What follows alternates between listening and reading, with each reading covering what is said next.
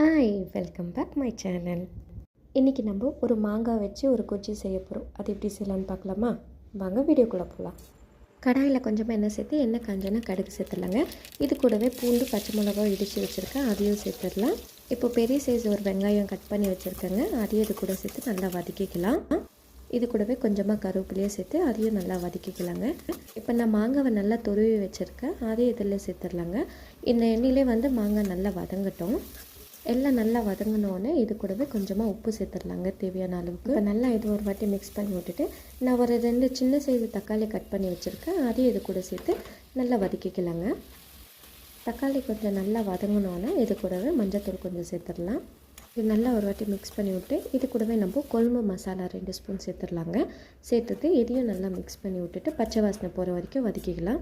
பச்சை வாசனை போனோடனே ஒரு கைப்பிடி அளவு கொத்தமல்லி இது கூட சேர்த்துடலாங்க. இப்போ ஸ்டவ் ஆஃப் பண்ணிடலாங்க. அவ்வளோதாங்க.